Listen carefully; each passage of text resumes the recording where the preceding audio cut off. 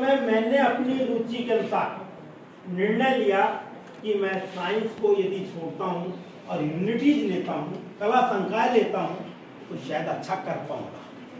जो मेरे माँ और पिता की भी इच्छा है, मेरे पड़ोस की भी इच्छा है, मेरे रिश्तेदारों की भी इच्छा है, लेकिन उससे बढ़कर मेरी क्षमता कितनी है, मैं कितना आगे बढ़ पाऊंगा।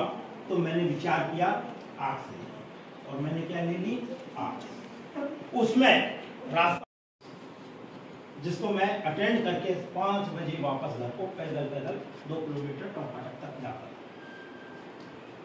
क्योंकि मेरी रुचि नहीं थी, लेकिन रुचि क्रिएट हो गई किसके द्वारा, टीचर के। यदि अच्छे टीचर मिल जाए, अब कैसे समांतर माध्य तो आप पढ़ते होंगे, अर्थमेटिक मीन। उस समय जब मैं 9th 10th में सोचता था ये मीन क्या होगा, कैसे होगा, अपन को याद नहीं होता। वो कहते हैं x बार बराबर समेशन x अपॉन n, ये होता है। समेशन x क्या होता है, उसको कैसे याद करेंगे, कैसे रटेंगे, अब रटने से तो काम नहीं चले। लेकिन जो टीचर मिले उन्होंने क्या कहा कि आपको जो याद करना है समांतर माध्य को ऐसे याद करो, समंकों की श्रेणी का योग करने पर, समंकों के मूल्य को जोड़ने पर। मैं बीए का फर्स्ट ईयर, सेकंड ईयर और थर्ड ईयर, जिसमें राजस्थान कॉलेज, महाराजा कॉलेज, इवन महाराजा कॉलेज की 4 लड़कियां मेरे साथ स्टेट पढ़ने आती थी, और कॉमर्स कॉलेज की भी 5-6 बच्चे आते थे। केवल 18 का बैच, जिसमें 18 में टॉपर बन गया जी।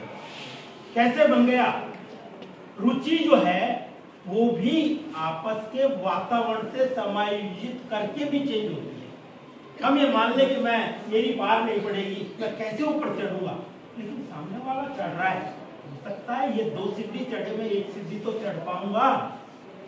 ये क्षमता कब पैदा होगी, या विकृति रुचि कब पैदा होगी, जब आप स्वयं उसके लिए तैयार।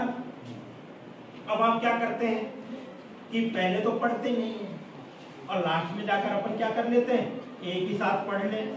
तो ये बताइए, पूरे महीने का भोजन एक दिन में करेंगे तो फिर क्या क्या होगा, वोमिटिंग भी हो सकती है, लूज मोशन भी हो सकता है।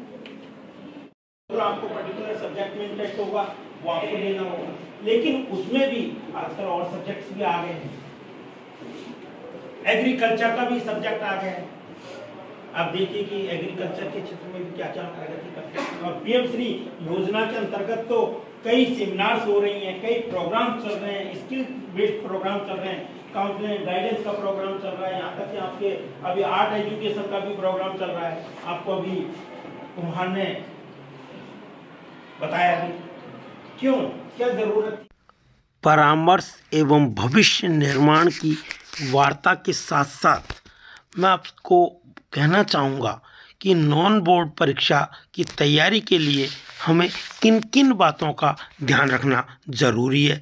आप तनाव रहित वातावरण में अपना टाइम टेबल बनाएं, सभी सब्जेक्ट की तैयारी करें, सब्जेक्ट वाइज छोटे छोटे नोट्स बनाएं, महत्वपूर्ण टॉपिक्स को ज़्यादा से ज़्यादा पढ़ें, पढ़ा हुआ सब्जेक्ट का रिवीजन अवश्य करें, प्रश्नों को हल करके अभ्यास करें, पिछले वर्षों के प्रश्नों को हल करें, परीक्षा में प्रश्नों के उत्तर अच्छे से लिखने का प्रयास करें, प्रश्न का उत्तर लिखते समय साफ सुथरा लिखने का प्रयास करें, जो प्रश्न पूछा गया है उसी का सटीक उत्तर देने का प्रयास करें, कोई डायग्राम या मानचित्र बनाना हो तो उसे स्पष्ट हो, स्थिर और शांतिपूर्ण माहौल में पढ़ाई करें, पूरी नींद लें एवं पढ़ाई के बीच बीच में ब्रेक जरूर लें। ब्रेक से तात्पर्य है कि आप सुस्ता लें, अपनी आँखों को धोएं, थोड़ी चहलकदमी करें, कुछ खा पी लें, कुछ देर तेज सांस लें, साथ ही साथ संगीत सुन लें, नकारात्मक विचार न आने दें, भोजन पर नियंत्रण रखें, धैर्य बनाए रखें, परम पिता परमेश्वर पर पूर्ण विश्वास करें और अपनी तैयारी में जुट जाएं।